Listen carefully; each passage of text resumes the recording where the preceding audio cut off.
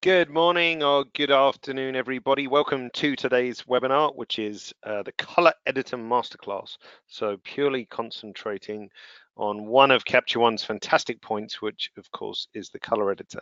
Now today is a bit different as not only myself, I'm the guy at the top, David, part of the software sales team based out of Copenhagen in Denmark, and also Alex, hopefully you're there.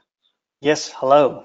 Hello, and Alex as well, also part of the software sales team, but a better eye for color than myself, I would say.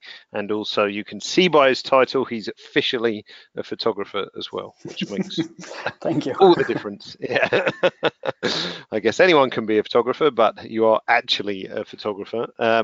So what we're going to do today is sort of flip-flop back and forth a couple of times just between myself and Alex and share the load, and also, as there is quite a lot of you today as well, share the questions, 60-minute session which we will use all of that or some of that depending how we go, and you're very welcome to ask questions throughout.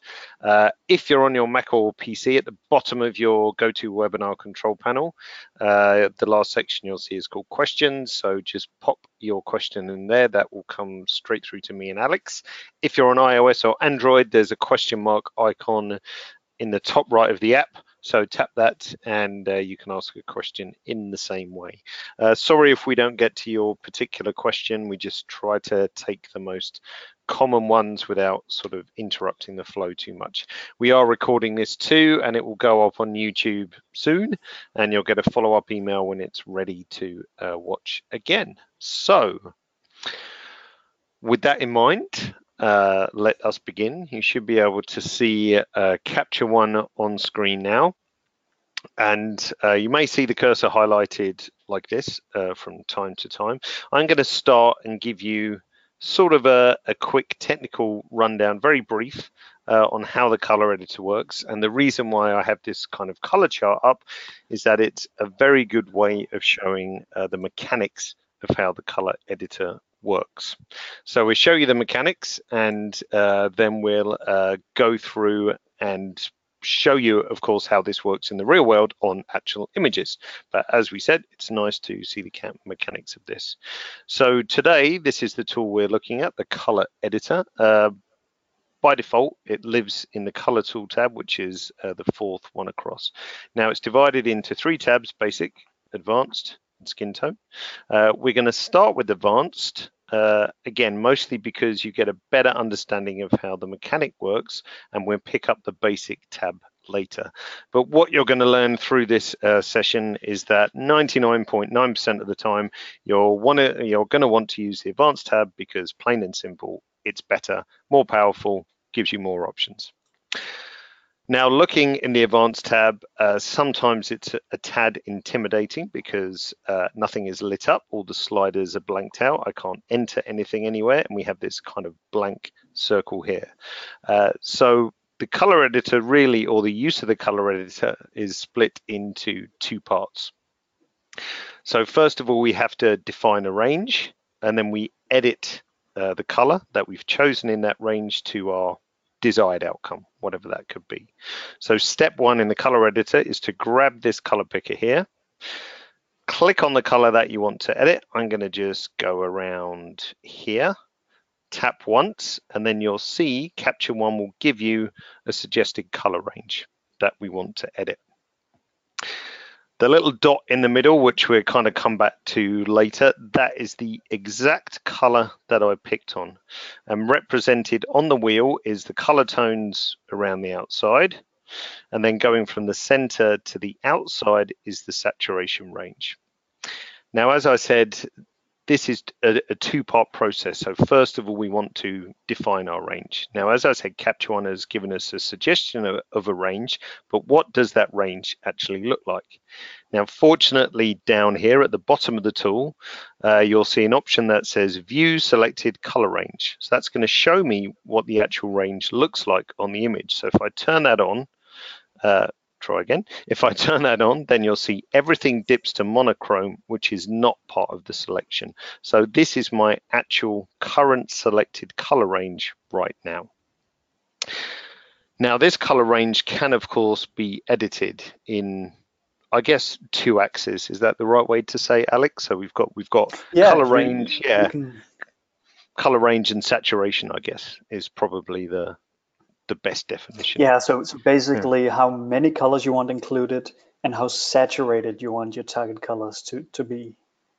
exactly. Um, So if I pick up this handle. Now, word of warning, GoToWebinar sometimes freaks out a little with the cursor we use on the color editor. So if my cursor suddenly jumps over here or down here or is moving over here, that's not how it will look in Capture One. That's just the way Capture One, GoToWebinar represents it. So if I pick up this handle here in the top right-hand corner of the color editor and pull it in outwards, you can see we're picking up more of the reds. If I go in this direction, you can see we're sneaking over in the opposite direction as represented on the image itself.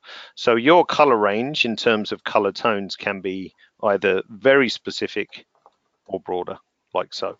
So that's color tone range. Now saturation range, as I said, is from the center of the circle to the edge of the circle. So if I pick up the bottom of my wedge and then move that upwards, then you see I'm losing the lower saturated tones at the top here. If I pick up the top of my wedge and move that in this direction, you see I'm now restricting the more saturated tones. So color range around the circle's saturation from center to edge.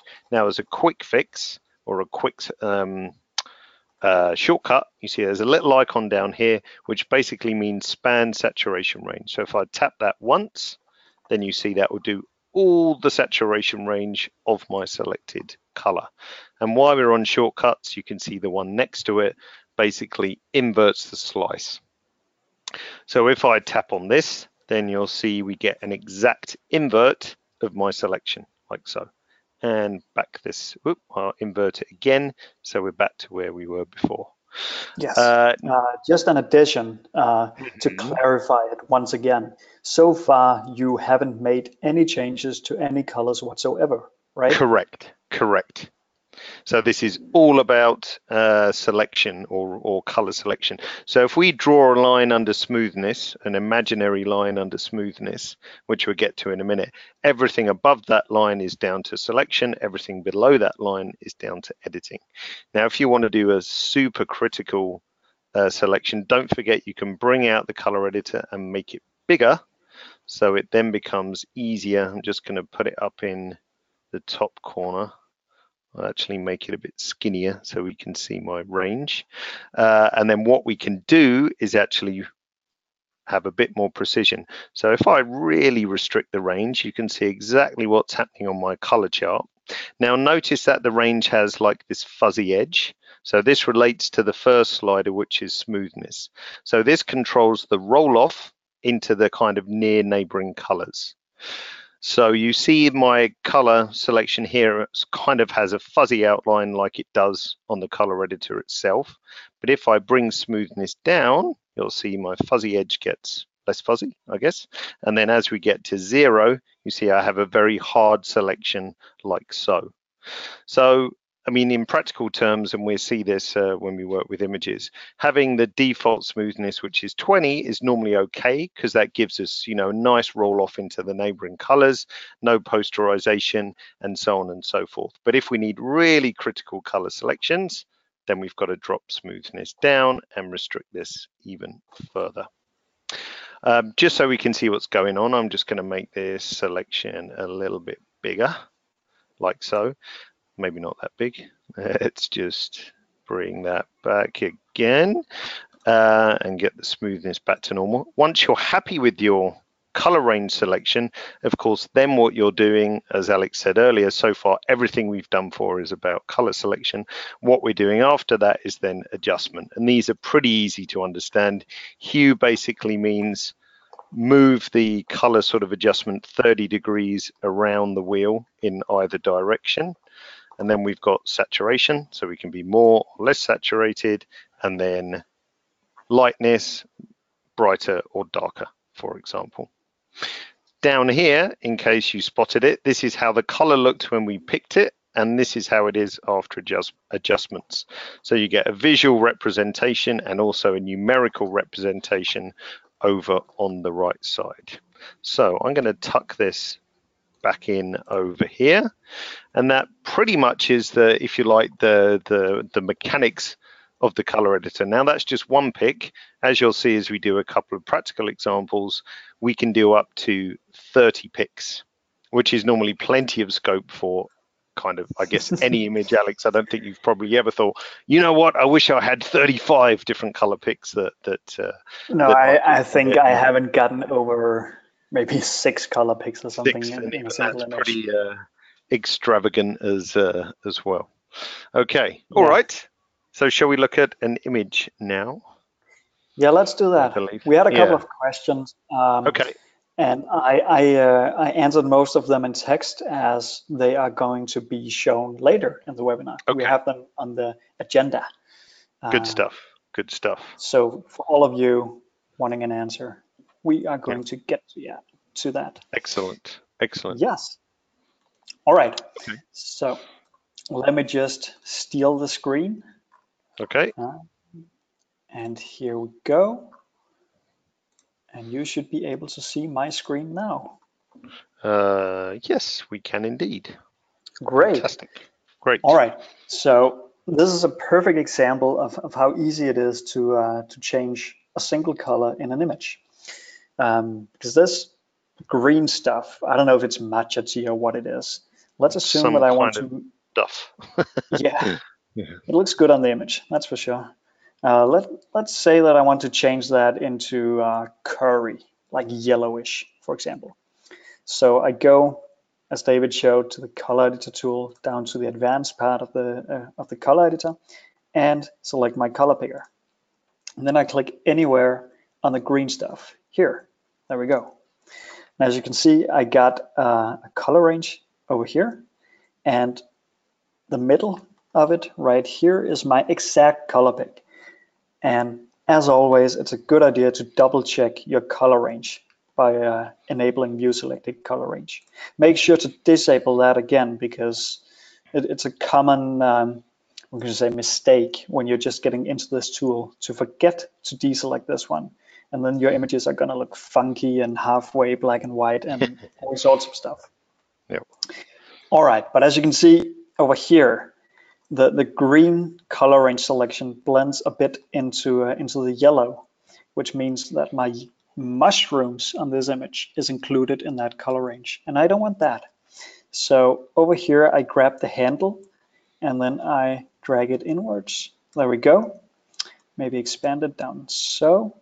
And now you can see that the mushrooms are no longer saturated, meaning they are not a part of this selection. So from there on, I'm good to go. So the real trick about the advanced color editor is to make sure that your selection is precise, because once you have that, it's super easy to make changes. So now it's simply taking the hue over here. There we go. So I drag that all the way to the left, giving it a value of -30 degrees. And that meant that I took this area of the color editor, this range, and moved it 30 degrees over here. And the reason that the wedge on the color editor wheel is not moving is that this is still representing my target and not what the color is turning into. That's important to remember. Everything up here will not change the color. It's still just the target. But as you can see, the green turned into yellow. Let me just reset it. It's a little trick to, if you click and hold the name of any slider, it's going to reset temporarily. So you can just, you can see before and after. Now it's a super easy change of the green. Yeah, I think let's go to another image where we have multiple picks, unless there are any questions. David, you well, I was just going to say, I mean, as you showed in your demo, it's always worth doing a quick check of view selected color range just to make sure it's as you expect, as you did. And it only takes a second to flick that color range on. I mean, a lot of the time you might find that you don't even have to adjust it, but it's always worth, you know, like a quick cursory check. And the other Yeah, question that came in was the plus and minus buttons. What are those? What are those for at the bottom? very good question, actually, Mm. because you can make additional color picks. Let's say I want to change the red. And if I then click up here on the reds, I'm going to get a red entry here, and it's going to be shown as a secondary color pick down here. And to remove that, I click on the minus. If I click on the plus down here, instead of using the color picker up here, I get a color range that spans the entire wheel, meaning that I can now change the saturation of the entire image, or make a hue, like, what do you call it? A hue skew or change of the entire range. So that's the reason Yes. for these two down here. Let me Mm. just delete that again. And we had a slew of questions from Clinton, Gary, Manuel, Bradley, Prakesh, and everything, asking if, and other people earlier, asking if you want to change the color of something to something else. And we're going to get to that. So Yes. hold that thought. If you want to see something from color A to color B, then we're going to get to it. Don't worry. And also Yes. with masking as well. So for Yeah. those of you who asked, well, what if we only wanted to edit one mushroom or whatever, then we can Yes. also do that with Exactly. masking. So hold that thought We're too. gonna get to that. That's also coming. Don't panic. Yeah. Let me just show you also saturation and lightness over here, because if you drag saturation all the way down, take the lightness as well, it's actually changing into some gunpowder or something. But Charcoal. Yeah. I think it's super natural, and it's a quick way of changing a color to something that's Hmm. Yeah. super nice. And Absolutely. another tip: double clicking a slider will reset it. There we go. Always a All nice right. one. Let's go to another image where I can make two color changes, because I want to change the color of the sky and the color of the ground. By the way, I keep hiding and getting back my browser. And the shortcut for that, depending on if you're on a Mac or Windows, is Control or Command and B for browser, because I like to have more space for my image, like so. All right, first of all, let's just make this image a bit more interesting with a quick edit. So, da, da, da. Whoops, go.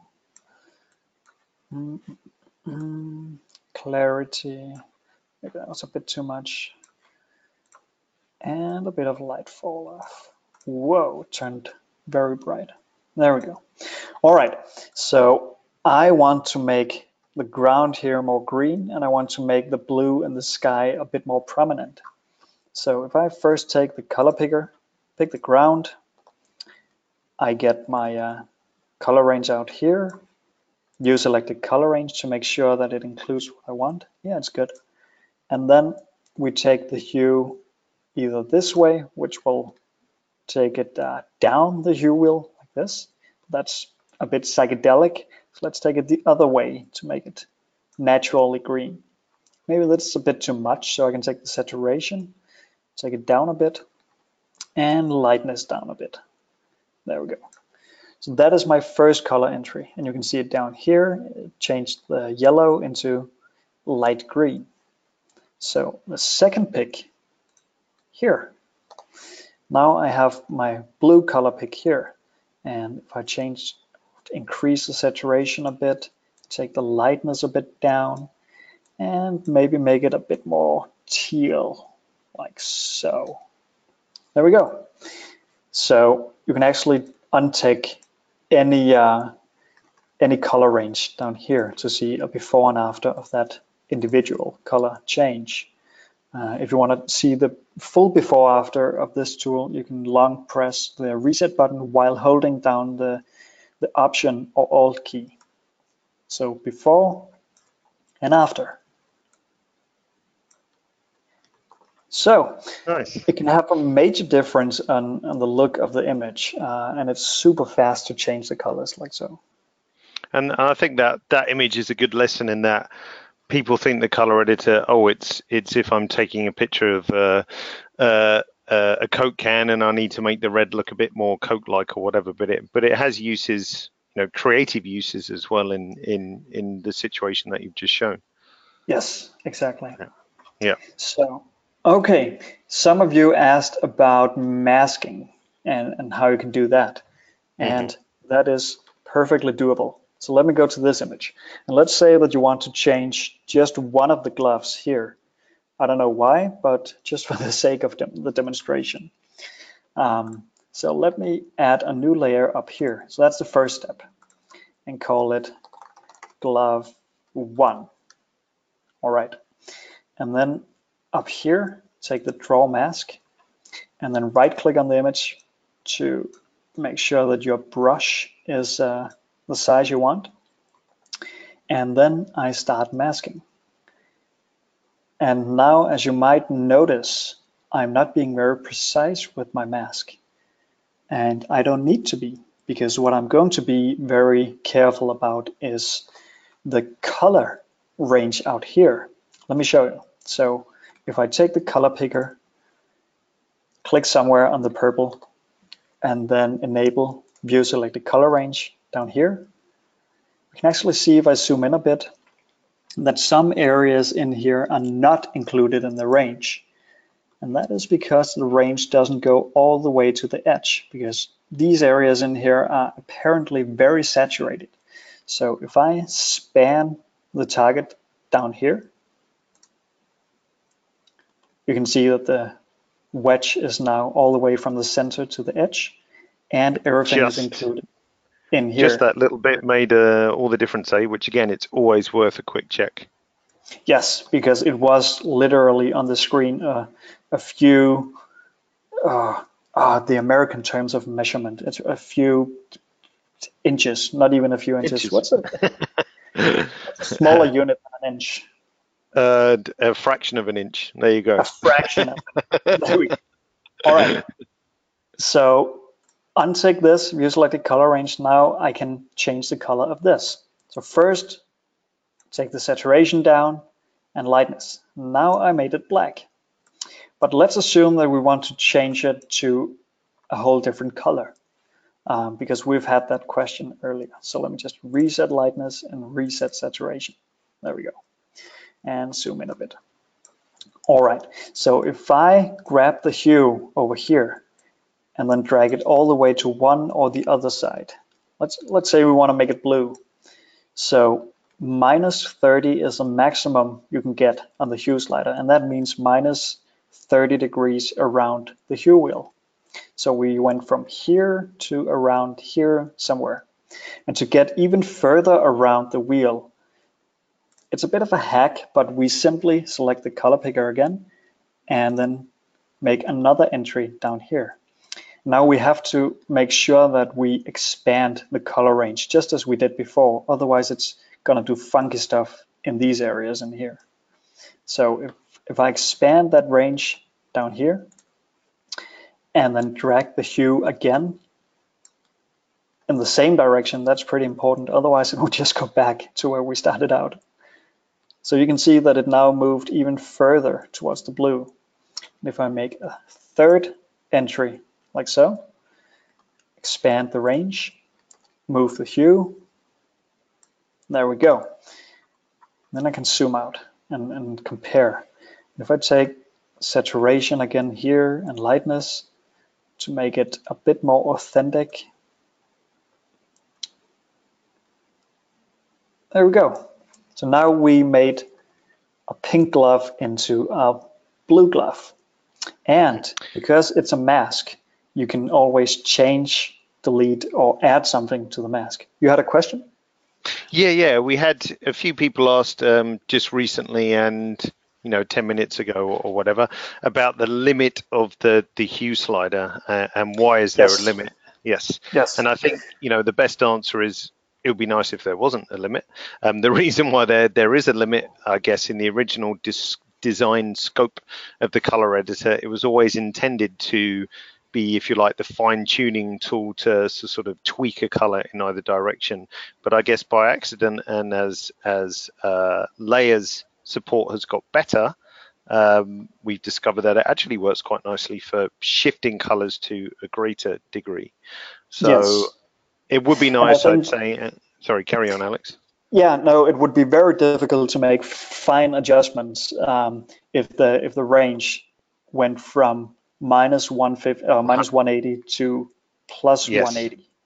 yes. So that's the reason. And when we come to skin tone, the hue slider in the skin tone only goes from -5 to +5, and that's the same reason, Yep. because skin is very sensitive to hue Hmm. changes. So that's the Absolutely. reason. Let Yeah. me just So it's show kind of you. a UI issue as opposed to Yeah, anything else. But maybe there's something we can do in the future with other options and so on, because it could be useful. But generally, I mean, a hue shift of more than -30 is happens kind of less often than more fine gradual shifts. yeah, that's more Uh, color manipulation than an actual color edit, I would say. Anywho, let me show you how you can change the mask. So if you go up here and erase the mask, you can actually erase part of the mask if you don't want it and add it back. So let's say we now want the second glove to be blue as well. And as we mentioned earlier, the target range is super important, because that means I can actually start drawing down here on the skin. You can see that there's a mask, but nothing is happening. That's because the skin is not purple or pink. you hope. But yeah, but the second that I enter the pink on the glove, it's gonna correct that color. So this is super powerful, Mhm. like so. There we go. Yeah, and I think, no, I don't know where I wanted to go with that. But yeah, that's how to actually change the color to something drastic using the color editor. Let me show you another example. You had a question? Yeah. We just had Keith was asking a couple of other people. In that situation, it was okay because the glove was sat over the skin. But what if you needed to, let's say she had purple skin, or it was Yeah. on a, purple object or whatever, then how would you approach it? But I'm going to show an image after the next one where we can actually create a really very specific mask. And Yes. again, in this situation, we could use the same technique that you're going to see. So hold that thought as well. Yeah. But if it turns out that the hue is actually exactly the same in the same Mm. range over here, you of course need to be very careful with your masking, because Yes, this tool exactly. is super effective for different colors, but there's no fancy way without masking of changing colors of similar hue individually. Yeah, exactly. Let me just show you another one, because we shot this, and let's play around with the idea that the client couldn't afford different colors of these macarons. They could only afford two different colors, but they want to show four different colors. So we of course need to change the color of these two. Let me do that. First, I make a new layer and call it macaron. I was corrected in the way I spelled it in the last webinar, so Yeah, I'll make we sure use the international spelling, not the French spelling. So yeah, yeah, wrist slap I for that. was, yeah, blasphemy. Yeah. All right, so let me just make a mask around here. There we go. And then in the same way as with the gloves, I pick a color over here and then expand it down here. And let's say we want to make it blue. So we go first a bit this way, and we need a second entry, expand it, and the hue again in the same direction. So you can see it now moves even further down here, and another pick here, and again expand it, and take the hue all the way in the same direction. There we go. It might look a bit artificial and toxic, maybe. So let's take the saturation a Do you bit want to eat down. that? Yeah. No, not really. Let's make it a pastel purple, actually. So yeah, that works. All right. And then up here, make a new layer for the second macaron. And click B on the keyboard to get the brush. Go. And then the shortcut to see the mask is M. It's just nice to remember all the shortcuts by heart. It makes the workflow so much faster. Then I click H to get the hand tool and M to remove the mask or make it invisible. Then again, color pick, select in here, expand, and move it the other way because I want this to be light green, I think. So another color pick, expand, move it, and I think we need a third one, expand, and all the way this way. Maybe a bit down in saturation as well. There we go. Zoom out, and now we have 4 different colors of macaroons. And as before, if we select the first layer up here, there was a red one. You can see changing red into purple with this. If I then draw with the mask, I can include or make even more red stuff purple, like so. But I'm not affecting the basket because it's yellow. So that's the way the layers work with the color editor. David, you have a good trick of even further enhancing the usability of layers with the color editor.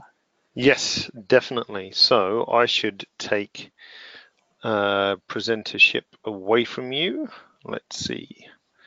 Show my screen. So you've got my, let's just reset that. We're not going to use this image now. We're going to use an actual photograph. Let me just reset what we did this morning. So this is a really good example of using the color editor for another purpose, which is actually creating masks. So why would we want to do that? Well, so far you've seen that after you've chosen your color range selection, that we have the ability to edit hue, saturation, and lightness. But what if you want to do something else to that selection? So this image here just has a few basic corrections, nothing fancy, but I just want to enhance his fantastic shirt a bit more because it has some great varying texture, has some nice sharpness and thread to it and so on. So I want to sharpen and bring that up a bit more, but I don't necessarily want to sharpen his skin anymore because that looks pretty good as it comes out the box. So as before, I'm going to take my pick color picker. Let's pick on the shirt. Now, as always, I've already got view selected, color range turned on, so that's why you saw everything dip to monochrome.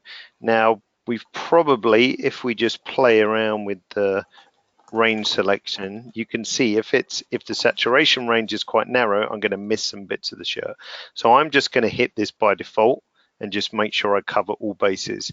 He doesn't have any blue in his skin anywhere or anything like that, so I'm not worried about having, this nice expansive range. I could even do that if I wanted to be absolutely sure and just widen it a little. Let's turn off view selected color range, and we're going to look at a very useful feature in the submenu of the color editor. And the submenu is these 3 tiny dots, which you'll see on pretty much every tool in Capture One. And there's quite often a little hidden gem in there. And in this case, it is the function which is create mask layer from selection. So the color range selection is now going to be turned into a mask.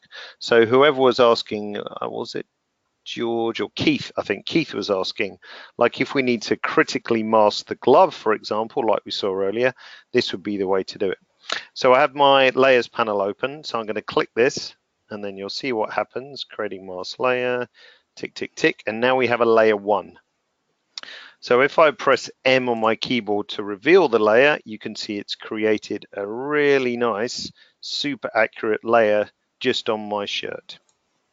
Now, if I do Option M or Alt M, as you might see it, you'll be able to see a grayscale layer like so. Oh, it's just actually picked up a little bit of his eyes, but no matter. I can grab my brush, just right click, make that a bit bigger, and I can edit if I need to, and just press E for erase and just take out a little bit it picked up in his eyes there, like so. So that's Option M to see the grayscale mask. If I do Option M once more, we're back on our image, but now I've got all the opportunities from all the other tools in Capture One to work on this layer. So I could bump up the clarity, as you can see. I'll just make extreme adjustments so you can see it's only happening on his shirt. So I'm going to have a bit more clarity, a bit more structure. Let's have a bit more contrast. Maybe I'll make it a tad darker and richer too.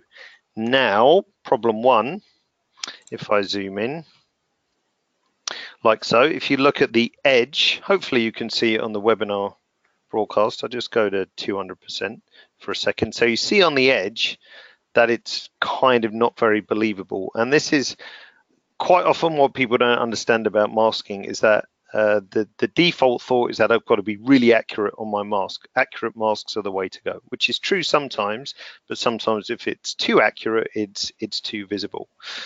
Now, on Capture One 10 and earlier, you would have had to probably manually just try and erase a bit of the edge of the mask. Perhaps we could have tried smoothness to some extent in the color editor, but I don't think we would have got rid of this halo. So what we can do is, I'm just going to turn my mask on for a sec. No, I'm not actually. I'm not going to turn the mask on. I'm going to right click on layer one. I'll turn it on in a minute, and we're going to choose this option. So I'm right clicking on layer one, and we're going to choose this option, refine mask. Let's just go back to 100%. There we go. So we can see a bit more of it. So right click, refine mask, brings up a slider. So if I turn that to 0, if we look at display mask, you can see that's what the mask looks like. As I bring this slider up, it's going to improve my edge much better by examining the surrounding pixels and just refining that mask, making it better. So if I turn off display mask, let's go down to 0. That's how it looked before, remember? So now if I bring this up to around here, we've now got a much more believable blend into the surrounding areas. So say apply and job done. If I do Option M to see the mask, you can see how it looks like so. Much, much better, more natural, more believable, and so on. So don't forget, any color that you pick can be transformed into a mask. And as you saw when we looked at that mask, Option M once more, I just needed to clean up a few bits. There was a bit of eyeball sneaking in and something on his shirt down here. So it's really easy to just do a quick cleanup as well. So it's an editable mask like any other. Any questions on that, Alex? No, I think people just think that it's a very cool way of masking. Yeah, definitely. I mean, yes, you can do a manual mask, you can do an auto mask.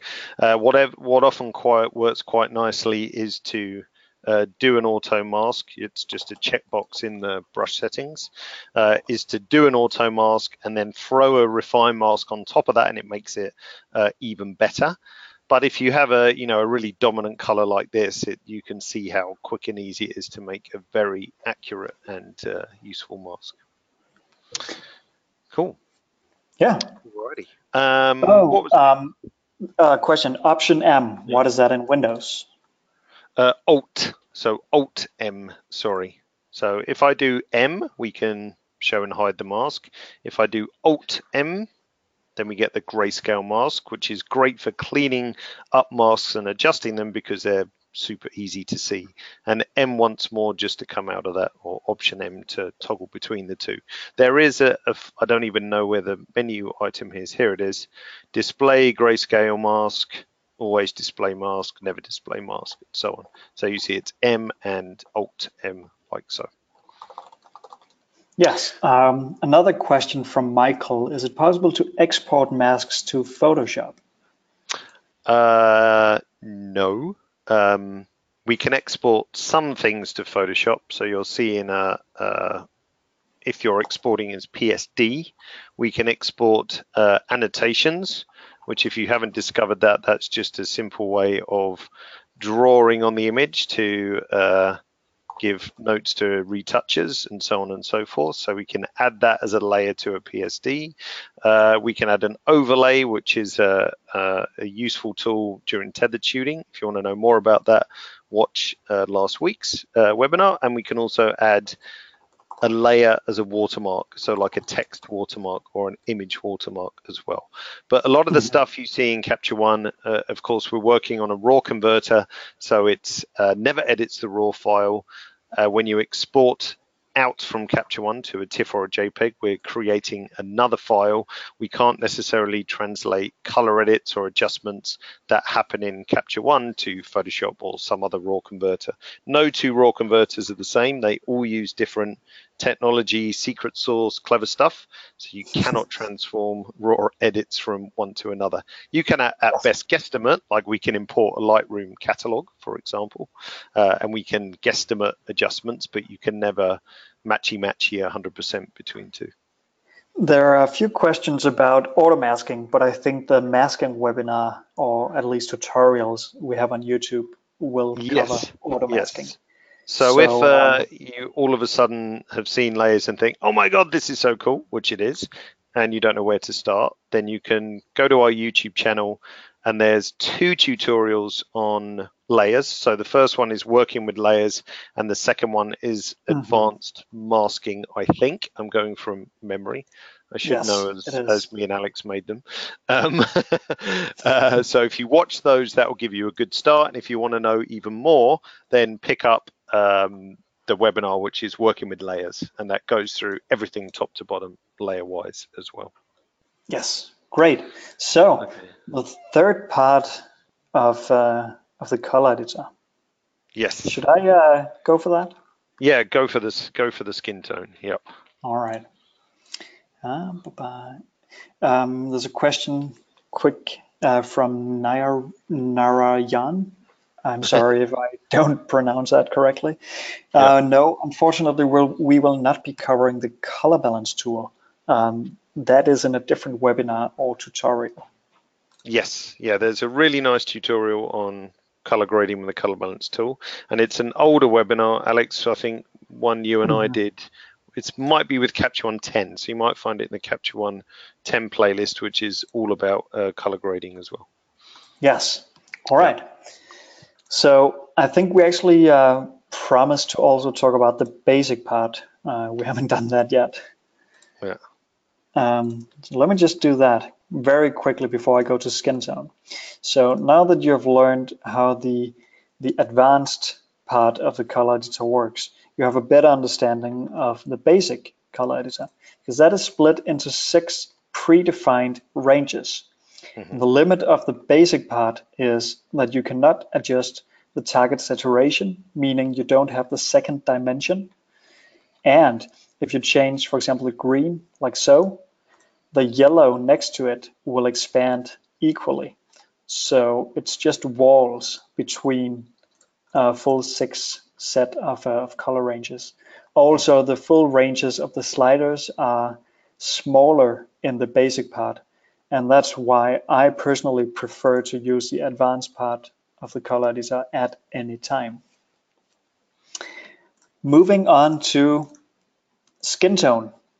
And before I quickly show it on an actual image with skin, let me just show you how it works in a technical way. So if I pick a color, let's say green here, all right, I get the same wedge as in the advanced color tab, and I have smoothness and hue, saturation, and lightness. What's extra in the skin tone tab is the uniformity sliders down here, because these up here in the amount, they will simply change the hue one way or the other, or take down the saturation, just as we know it from the advanced part. While the uniformity will try to take every color from within the color range and move it towards the center where I pick the color. So let me just show you. So if I view select a color range, let me actually expand that a bit. There we go. So as you can see, I have my center set to a green color, and I include the yellow as well. So if I take the hue uniformity and drag it all the way up, you can see that it actually made the the yellow part green as well. If I take saturation uniformity, it will try to make the saturation of this color range equally, just even it out a bit. Of course, not totally equal. That would look, we don't want a solid color, of course. You can actually see that the top is not covered because the center here is not covered. So if I drag that down, there we go. And the lightness, that's a dangerous one, but it tries to even out the lightness of this selection. So if I actually include more colors over here, you can see that we can change the full spectrum of colors into the dot. So if I move this, it will change the color of the whole image. So that's how the skin tone tool works. Let's see it in practice on an actual person. Yeah, and I So, think it's. I mean, Alan said. Oh no, it wasn't Alan. Sorry, it was someone else. I'm interrupting for no good reason. But yeah, I think the little color strip demo is great. But I think, yeah, seeing it on the image is just as powerful too. And I think yeah, if you can use this in practice on your images, then you'll save a whole bunch of time because you don't need to know any sort of clever blending in Photoshop, masking, different channel curve or levels or anything like that. It's anybody can do this. So yes, yeah. pay close attention, audience. There's just a few steps, but once you get to know them, it's super easy. Hmm. We have a model here where the hair is kind of the same color, or at least the same hue as the skin. So I, of course, want to use it on a layer where I can make sure that I have the skin selected and not the hair. So if I create a new layer up here, rename it to skin tone just for the sake of orderliness, and then grab my mask or my pencil, my brush up here, and right click, and let's get a big mask so we can quickly, or a big brush so we can draw the mask in a quick fashion. There we go, and see the mask there. So I usually prefer to draw everything and then simply remove the lips, for example, because it takes too much time if I have to draw around the lips. Yeah, I find it's much easier to do the clown mask, as we call it. So do Yeah, the whole face and then just zap out those bits.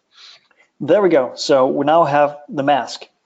So within skin tone, I take the skin tone tool picker, or skin tone color, skin tone picker, Hmm. and find a pleasing skin tone. I can always change it by moving the dot in here, but now I've made this pick. So to see the result of this pick, I take the hue uniformity and drag it all the way up. Now we can see that it becomes a bit red compared to this image over here. And what we want to do is even out the redness with the slightly more yellowish color tones down here. I think this model just came back from a vacation. She's Danish, so the sun might hit a bit harder. So I can see that it's slightly towards the red tone. So if I take the hue in amount, that will change the whole color of this selection. And it will not do anything about uniformity as down here. So if I take that, drag it towards the right side, so it goes 5 degrees up here towards green yellowish, I get a much more pleasing skin tone. All right, but I think 100 is too much because some reds on the cheek is sometimes charming and also looks more natural. So I'm going to drag it down a bit. Saturation will even out the highly saturated areas we have here with the less saturated areas we have here. So if I drag that a bit upwards, there we go. You can see that now the difference is not as big as it is, or as it was on the original image, like so. Lightness, the third one in the uniformity part. That's dangerous because if you take that all the way up, it's going to look like that. And personally, I don't like this look. So let's keep lightness to a bare minimum. There we go. So now we can see the difference between these two. And let me just deactivate multi-view up here so we only have this image. And then untick this layer so you can see before and after. And it's especially noticeable in this area with the nose and the cheek and stuff. So if I do it again, before, after. Much better. So it's a quick and effective way to even out the tone of the skin. And it's important to emphasize that we don't do any skin retouch. We don't smooth out the skin, even though there's a smoothness. But that simply does the same as the advanced part where it bleeds into the surrounding colors. But it doesn't actually do anything to the skin. Well, that was the skin tone. Any questions about that? Yeah, a couple of questions on that, and at the risk of throwing you under the bus here, because my answer, it's difficult to explain, so my answer might be difficult to yours, so, or different rather. So on the skin tone tab on the color wheel, we have two circular sliders. Now the one on the left simply moves the pick point up and down, so that's just an easy way of creating a more saturated skin tone based on the one that you already have. So give someone a suntan or not, I guess. And the one on the right, which I don't find I really need to adjust, but as I understand, it's if you have an imaginary 3D model of that color wheel, is that we're restricting the luminosity range of our selection, or have I got that completely wrong? Oh, I think that's quite right. Yep. So, but I find that I never really have to adjust it from the default. No. So it's there if you need it. So if you want to limit your range to a certain luminosity range, then you can do so with that slider. But I found that I've never touched it from the default. Just to show what this actually does, once again, it takes all the colors within this wedge and draw them towards the point. So if I actually include some green up here and then take this point and drag it up to the green, she's going to look like Shrek. There we go. Yep. So Nice. that's the point of being careful with this color pick. So. And just to summarize uniformity, because Manuel was asking, the more you drag the sliders to the right, the more all the colors in your selected range, so in the wedge, if you like, will be transformed to the picked color. So everything in the wedge that Alex has there now will be transformed to the dot in the center. So you can see if we expand that out, we can make everything on the left hand of that image the same tone. So let me just include all of it and make it super purple. So you can see the hue uniformity. Whoa, it breaks. Whoa, that's some funky results. But it simply grabs more of the colors and drag them towards this point. Great. Oh, great question from Kent. Could you use the skin tone tab, he says, for landscape photos? But I'm just going to doctor his question and say, can you use the skin tone tab for other applications? Yes, definitely. I don't have quite a good example besides the skin tone here, but if you, for example, shot a model on a blue background, or a product, for example, on a blue background, and that background had some variations in the blue color, and maybe even in lightness, and you wanted to even those out, you can draw a mask for your background and then use the skin tone tool to even out the hue, saturation, and lightness of that background. So it's not limited only to skin, of course. And even though that your hue slider here only goes from -5 to +5, you can actually change it to anything you like by taking the middle point and moving it towards something. So with this tool, I guess you can actually take a blue background that's a bit uneven and make it a perfectly even green background.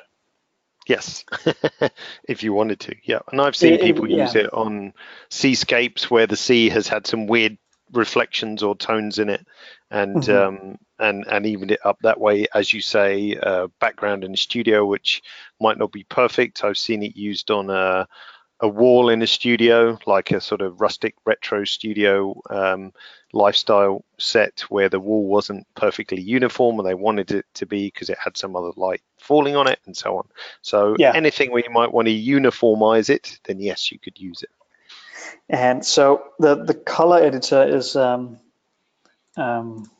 it's good to change colors, but it cannot add color. And we get that Yeah. question sometimes. What if I want to change a black car to a blue car? Then I think Capture One is not the answer, because there's no color to grab and change. Just another thing to show you before we round off, the saturation within the exposure tab here. It has a built-in safety net for already saturated colors. So if I zoom in a bit here and I take saturation and crank it up, the whole image became much more saturated, but what the colors that were already super saturated didn't burn out. And that's because there's a safety net built into this saturation. But if we go to, whoa, there's a funky bug there. If we go to color editor and use this tiny icon to make a new color pick that covers the entire spectrum, and if I then add some saturation, you'll quickly see that a big area of this part is perfectly burned out red. And if you look at the top up here, when I hover my mouse, you can see that the red channel is 255. So it's completely burned out. And if I just delete this color pick again and then go back to the saturation part of the exposure here, add some saturation, you can see that when I hover here, it's not a burned out red color. So that's the difference between those two saturations. Excellent. Worth mentioning, I think. Yeah, definitely. Yeah, so if you need unfettered or adulterated, is that a word? Saturation, then yes, you can do it like so. Same question we had this morning, actually, which came up, was multi-view. How do you do multi-view? Which is something we assume everyone knows how to do, but sorry about that. So you simply hold down Shift or Command or Control if you're on a Windows computer, and select multiple images in the browser, and then you make sure that this icon, if you're on Capture One 11, is highlighted. If you're on Capture One 10, there is an icon next to it. That's not the proof margin, but that's single view. So on Capture One 11, you can deselect this, then it only shows the highlighted image, or you can enable it and it'll show all images you have selected. There we go. Very handy for comparison and so on and so forth. Yeah. Did someone else ask for the rainbow picture, as it's now known, earlier? We're certainly happy to share it. It was only created in Photoshop just using the gradient tool, but I'll put it somewhere for download and throw up a link to the in the follow-up email. So you can download it, but you can just make it in Photoshop. But I know it's easier if I send it. So I'll sort something out and get it on a page to download. Yeah, great. Yeah. I think we don't have any more to show. So unless you have some color editor related questions, I think this is again perfect timing. Yeah. I think we pretty much covered everything. Yes. Oh, a few people would like the rainbow graphic. Yes, we should sell it. No. No, it's a super powerful tool to show the target range of the color editor. Exactly. And so, yeah, and if you want to sort of practice with the color editor and see exactly how it works, it's absolutely ideal for that, definitely. I did see a question whiz past because there's a huge list here. Trace was asking, I don't know which slider you were talking about, Trace. Is the luminosity slider different from the lightness slider? Which you're talking in skin tone. Skin tone tool. Yes, because the luminosity slider, that would be about deciding which range of tones to pick, and as we said, haven't really found a need to adjust it that much, whereas the lightness slider will actually change your selection, like make the skin brighter and darker and so on and so forth. Oh, and can you show in the help menu the keyboard shortcut summary, as we've been doing a few of those? So there we go. And don't forget, you can edit those. So if you're on a Mac, Alex is showing you now where to find it. If you're on a PC, it's in the edit menu. Yes. Yeah. There's actually a shortcut here for the shortcuts. That's not default. It's just me. I made a shortcut for the You made a shortcuts. shortcut for the shortcuts, and that'll Yes. make the internet explode, I think, if you do that. Excellent. All right. Well, Yeah. I'm going to steal presentership back Yeah. from you for 1 second. Purely just to put up this logo, which signifies it's the end of the webinar. Sad faces all around. Normally at this point, I bring up when the next one is going to be. That actually is scheduled for April 24th, and it's about styles and presets, but it's not quite in the system yet. But what I'll do is I'll send out the follow-up email to this on Monday. By then it will be in the system and you'll be able to sign up for that as well. So look out on Monday. It's normally the day after, but as I said, look out on Monday for the follow-up email. The recording of this webinar will go up hopefully sometime in the next 24 hours, and you can always find that on our YouTube channel, and I'll put a link to the YouTube channel is on the follow-up email too, so you'll be able to watch again. All right, thanks Alex. Yeah. Thank you for having me. Always a pleasure. I'm just answering a few more questions coming A in. few tiny questions Yeah, but coming. so many Yes. people have attended this, so many questions. Thank you all for attending. It's nice with all the feedback. Yeah, definitely. Great. All right, thanks everyone, and talk to you soon. Take care.